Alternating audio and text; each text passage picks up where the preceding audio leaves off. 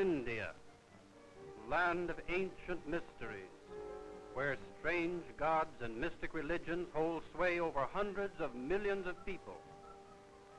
As our fifth chapter begins, we find the Thaw expedition rolling toward the coast of southern India.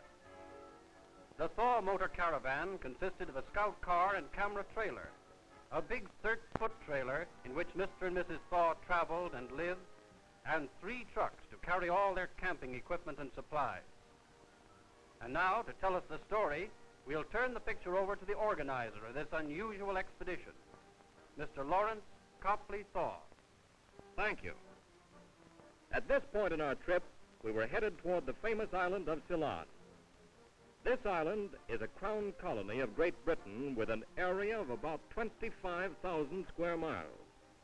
Today, the population is some 6 million people, but deep in the Ceylon jungles lie mystifying ruins that tell a story of far greater population and an amazing ancient civilization that has long since vanished away. At the seacoast, we loaded our equipment board for a crossing to the island. The trip was uneventful, and soon we were entering the beautiful harbor of Colombo, Ceylon's modern capital. Colombo, Charing Cross of the East, for this is one of the great crossroads of the Orient, one of the busiest trading centers of the Indian Ocean. Here before the war, you could see ships from almost every nation in the world, none of them more fascinating than these strange sailing ships called bugaloos. These mysterious-looking craft seem to belong to a bygone age of adventure and romance. Yet they still crowd the warm blue waters of the harbor and ply their trade in fish and spices with the smaller islands to the south. Ceylon is tropical islands where everything is picturesque, from the rickshaws on the streets and the lighthouse in Colombo, which strangely enough is in the middle of the city, to the many beautiful roads that intersect the country. On this one, an impressive avenue of royal palms, we headed toward Kandy, the former capital of the island. We passed gigantic trees arching the road, almost smothered by gorgeous flowering vines, orchids by the thousands. With their weight in gold, others common enough to make garlands for children, but all beautiful, nature's loveliest and most exquisite parasites. To drive through the island of Ceylon is to relax completely to its charm. The sun is bright, the people are friendly, and nature is in her most prolific mood. One catches fascinating glimpses of native life and industry. This one is on a tea plantation. The Hindu girls with their silver nose plugs and their richly colored garments are busy stripping the leaves from the plants. The young, tender leaves are used for the finer grades of tea. The older, coarser ones go into cheaper brands. Ceylon tea is famous the world over for its delicacy of flavor. It is from here that the late Sir Thomas Lipton derived much of his wealth. For in normal times, the tea exported from this one island alone totals more than 200 million pounds a year. We passed groves of tall cocoa palms where barefooted natives, agile as monkeys, climbed the naked trunks to gather the coconuts. Afterward, the thick, fibrous outer husks of the coconuts are removed. You'd think they would find some better and safer way to do it, but using these dangerous-looking spikes seems to be the accepted method. And believe me, these natives are experts. If they weren't, they wouldn't be here now. Splitting the nuts open takes good nerves, too, and a good aim. After the coconut meat has dried in the sun, it's called copra, and it's shipped all over the world to make coconut oil used in soap and cosmetics. The natives of Ceylon are devoutly religious.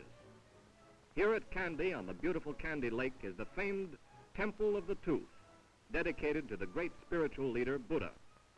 According to tradition, the sacred tooth of Buddha was brought from India to Ceylon by a beautiful princess 1,000 years ago, the most sacred relic in the Buddhist religion. It is kept here in the temple, hidden from the eyes of man, enthroned on a golden lotus flower hidden under 7 metal shrines, each one covered with priceless gems. These are the elephants belonging to the temple. Just now, the big boys are off duty and reveling in their daily bath. They are used in processions, especially the important one in August when the sacred tooth is brought out to be shown to the adoring populace. And here's an old pensioned movie actor that many of you have seen before. He was Sabu's elephant in the film Elephant Boy. Remember? One of our most unforgettable experiences in Ceylon was the witnessing of a temple dance done by men who have dedicated their lives to the perfecting of these bizarre, intricate steps. To our Western eyes, the movements are weird, fantastic.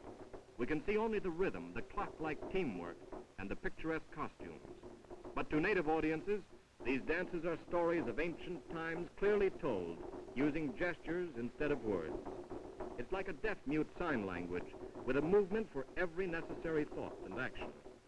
This particular dance is accompanied by drums, the drummers themselves taking part in the pantomime.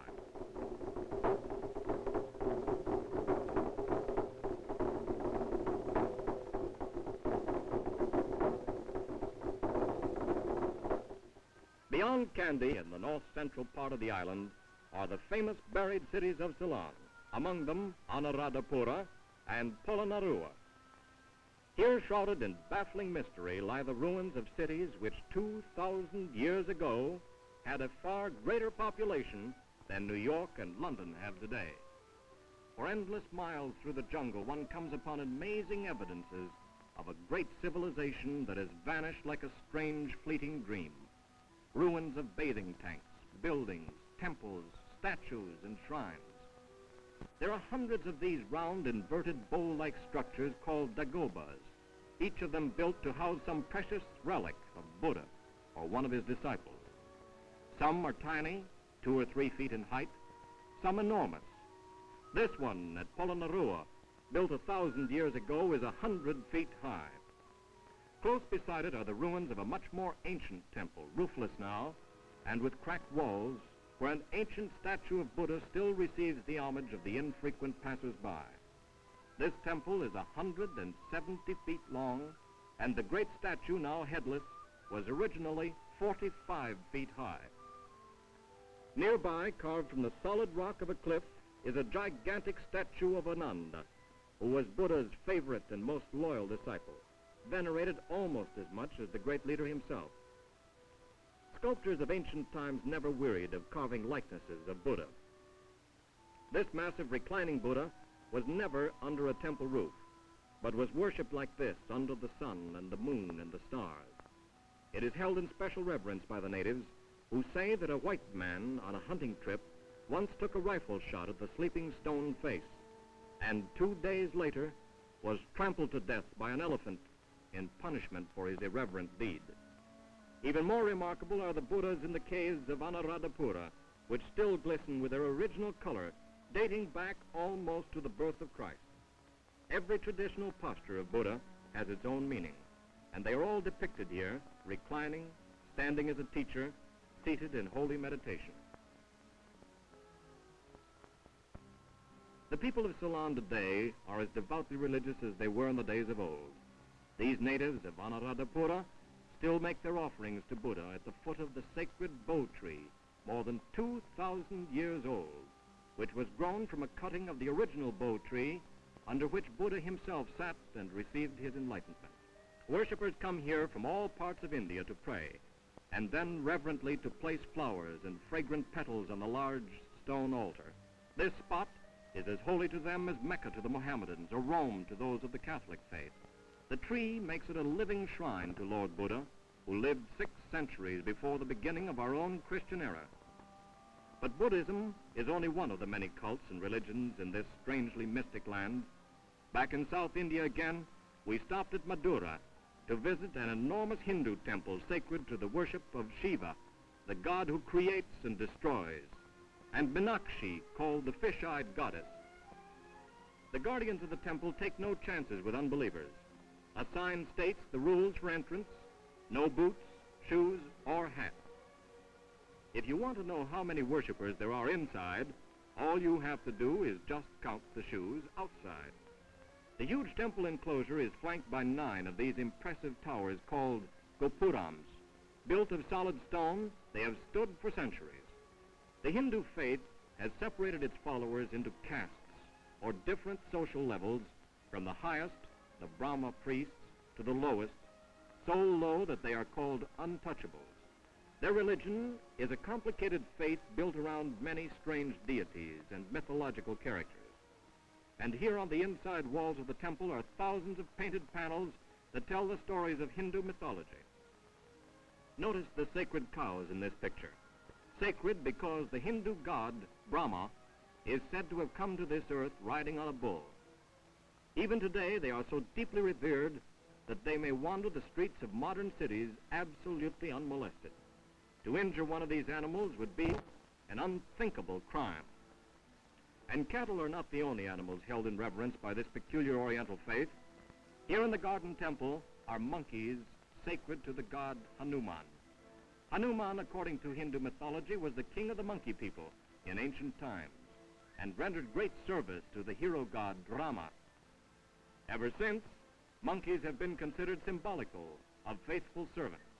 The faithful Hindus themselves may go hungry, but every day the monkeys are tenderly fed and cared for by the attendants of the temple. There are many holy places in India to which long pilgrimages are made, and the development of cheap railway travel has made it possible for millions of natives to visit sacred spots they might otherwise never see. Aboard the train, all castes and religions must mingle together: Buddhists, Mohammedans, Brahmins, untouchables. But on the station platform, there are separate drinking booths with water for Muslims or Mohammedans on one side and water for Hindus on the other side. Here the attendant pours water from a mug into the cupped hands of thirsty Hindu customers. The lips must not touch the vessel. There would be contamination. I forget just who would contaminate which, but anyway, it would never, never do. One of the great pilgrimages of India is that of the Jains, another religious cult, whose devotees come from all over the country to this rocky shrine for a ceremony which takes place only once every 15 years. Hundreds of thousands of pilgrims climb this naked granite hill to worship a colossal statue of Gomata, a saint of the Jain cult. There are 800 steps leading to the top, and they must be ascended barefoot. A close-up of the climbing pilgrims as seen from the side is fascinating. A kaleidoscope of colorful garments, bare brown feet adorned with toe rings, and anklets and circlets of heavy silver. Those too old or sick to make the steep ascent by themselves are carried in sedan chairs, but most of the pilgrims come on foot, tens of thousands of them. Even mothers with their tiny children climb the long, tedious hill for the sake of worshiping at the foot of this great statue. To symbolize the deepness of Gomata's meditation, his complete detachment from the world, his statue shows the vines of the jungle growing unheeded around his arms and legs. At the foot of the enormous statue, dwarfed to insignificance, the pilgrims crowd around the priests with offerings of milk and honey and rice, and each one pours a libation of oil into the sacred fire. Each pilgrim brings whatever he or she can afford, perhaps a crystal flask of sandalwood oil, or perhaps only a garland of freshly plucked wildflowers. For 2 weeks, an endless stream of worshippers clusters around the great stone feet of the idol, black with the fires of centuries, and then the priests will climb the high scaffolding to anoint the face, which gazes over the countryside with the calmness of perpetual meditation. Here in the state of Mysore, we were invited to be guests of His Highness the Maharaja. We were given the use of the luxurious state guest house, while our caravan was parked outside. The Maharaja was going to pay us a personal visit, and our caravan was put in apple pie order for his inspection. After more than 20,000 miles of travel, with a complete lubrication job every 1,000 miles, our trailer and trucks were in perfect condition. Our Hindu boys were very proud of their ability to follow exactly the verified Esso lubrication chart which we had for each vehicle, and to use all of the dozen or so different kinds of lubricants specified for proper lubrication of all the parts. They did as careful a job as our regular Esso dealer back home in America. After His Highness the Maharaja of Mysore had visited us in our guest house, he inspected our caravan with keen interest. It is with the deepest regret that I speak of him in the past tense, for the Maharaja's death was announced shortly after our visit. His Highness was one of the richest men in the world, a progressive and modern ruler, yet he was a quiet, saintly man, so devout in his religion that when he visited England, he took with him for bathing and drinking holy water from the river Ganges. It is no wonder that he was particularly interested in our electrical equipment, for electricity was his hobby. He asked us questions about the big trailer's motor compartment, our lighting and air conditioning plants, that would have kept an electrical engineer busy answering. I had a feeling that he could have taken it apart and put it together again. It was hard to believe that this simple-mannered, kindly gentleman was at once an undisputed ruler of millions, a scholarly mystic who spent hours in meditation in a room specially designed for that purpose in his palace, and at the same time, a great public utilities magnate. During his reign, he built the great Krishnaraja Sagar Dam, which we see here. The dam, more than 1.5 miles long, impounds one of the largest artificial lakes in the world, and from it the surrounding country has been irrigated. In what was once a desert waste, there are now such beautiful gardens as this, and many hundreds of square miles of land have been opened up for agriculture. We can appreciate what this wealth of water means when we take a moment to see how irrigation was accomplished before. Here, water is being raised from the earth by the most primitive pumping method one could imagine. The weight of these native boys in their precarious seesaw serving to lift a few precious gallons at a time. With modern irrigation in Mysore, thousands of new acres can be put into productive crops. And the Maharaja has produced not only irrigation with his dam, but enormous hydroelectric power as well. The palace of His Highness is impressive enough in the daytime, but at night it is a spectacle long to be remembered. As the sun sets, lights bloom in every window, and as deeper night descends, the entire facade flares into a brilliant silhouette outlined by countless numbers of electric light bulbs. The effect is spectacular, a bit overwhelming if you start counting up what the monthly bill would be in our own country. But when you're a Maharaja with your own power company, there is no monthly bill.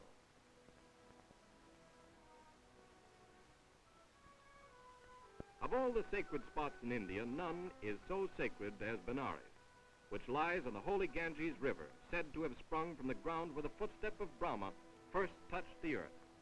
Drifting along the banks of the river, we see sacred cattle by the hundreds. And as we near the heart of the city, temples and palaces crowd each other like eager, jostling pilgrims. Pavilions and shrines and rivercraft bewilder and dazzle the eye. 1 million pilgrims come each year and thereby acquire much religious merit. The very smell of the river is sacred, but not to Occidental nostrils. And if you should die while visiting here, don't give the matter a thought.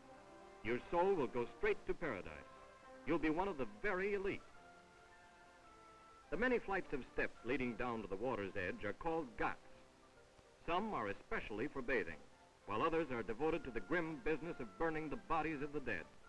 Here at the foot of one of the bathing ghats, pilgrims are busy washing their bodies and dunking their clothes, and at the same time, losing their sins in the turgid flow. For regardless of the way the stream looks to you and me, it is believed by Hindus to be crystal pure and possessed of miraculous curative powers. Day and night, the smoke from the burning ghats drifts along the riverbank. The sight of shrouded bodies being carried down to the waiting funeral pyres is strange and unpleasant to Western eyes, and the smell of the smoke is heavy and acrid. But this is the longed-for ending of a devout Hindu's life, cremation on the banks of the Ganges, and the ashes thrown into its waters.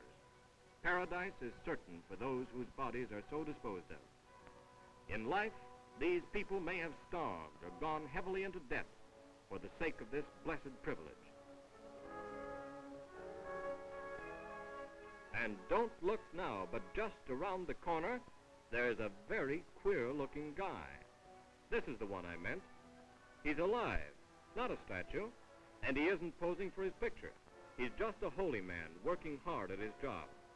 Fakirs, or fakers if you like, they call these weird human beings who believe that immortality can be attained by taking various attitudes or subjecting their bodies to torture.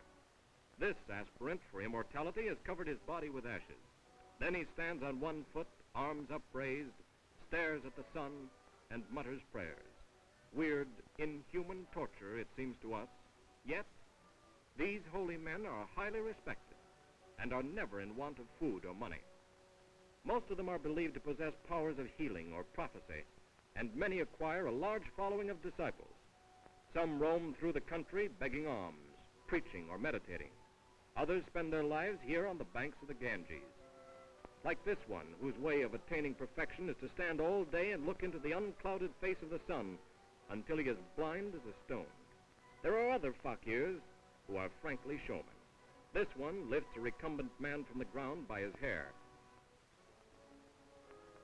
And after this exercise has given him a good appetite, he makes a hearty meal on glass tumblers and electric light bulbs. Perhaps there's some trick to it, but it's still a mystery how the human body can stand it. You might call it a light meal. Anyway, now we know where old electric light bulbs go when they die. Most familiar of all are the fakirs whose specialty is around with snakes. These deadly cobras are supposed to be charmed by the sound of the flute, but they don't look soothed to me. These look good and sore. If they could reach far enough, they'd do plenty of damage. But a cobra can't jump, and he can strike only as far as that curve in his spine, and the fakirs keep just far enough away. But dangerous as the cobra is, he always meets his match in that sly little animal, the mongoose. We witnessed an encounter between these two arch-enemies, and it ended so fast our cameras almost missed it. The battle went something like this. In this corner, ladies and gentlemen, King Cobra, most dangerous reptile in India. In this corner, sly mongoose, afraid of no snake that lives. And there's the bell. King Cobra advances into the ring. He looks in good fighting form. Sly mongoose looks him up and down. King Cobra strikes, but Sly mongoose is too fast for him. Sly mongoose comes out of his corner again. He's working cautiously. He closes in. He springs. And the fight is over in exactly 15 seconds of the first round. Sly mongoose is the champion of India. In the northern part of India, there are very few Hindus. Instead, we find mostly Mohammedans. This is true in Delhi, capital of British India, for example. Here on Friday, the Mohammedan day, we visited the great mosque of Jami Masjid. It is a combination of red sandstone and white marble, far and distinctive in effect. Its main door was opened in ancient for the Sultan, and today, only for the British. To this come thousands of believers every week to kneel in prayer, while the high sing-song voice of the muezzin, the proclamation that there is no God but Allah, and Muhammad is his prophet. Muhammad was born in 570 A.D., and until the age of 40 was a rather conservative merchant. Suddenly, he had a vision of the ancient religion based on absolute submission to God and a blind belief in fate, kismet. Whatever happens, the will of Allah. Today, the prophet waves over a large part of the world's inhabitants. Hundreds of millions of people are devout Muslims. In this vast throng of people, there are no women. The Muslim religion almost ignores their existence. And yet, in this land of strange contrasts, we find the most beautiful monument ever built in memory of a woman. You know the building I mean. Of course, the Taj Mahal, climax of loveliness, tomb of that most beloved of women, Taj Mahal, the adored wife of the great Emperor Shah Jahan. Her name means light of the palace, and the beauty of light has indeed been captured in the delicacy of white marble facades and domes and slender minarets springing upward like lily buds. To build the Taj Mahal, exquisite marble and rare stones were brought from far-off countries, and 20,000 artisans labored here for more than 20 years to make it perfect. Its charm is mirrored in long, deep lagoons surrounded by orange and cypress trees. Writers of all the world have penned their praises of the Taj Mahal. And as we close our picture with this most beautiful of all the beautiful sights in India, let us leave it with the tribute of a poet to the woman who inspired its building. The light of the palace. No man save her lord knew whether her smile was as soft as the dawn, and no man will know, for Taj Mahal, close wrapped in her legend of beauty, is gone. But beauty is potent, a seed that endures hot, blasting winds and fierce, drowning rains. The light of the palace is lost in the dark. but the spell of her beauty forever remains.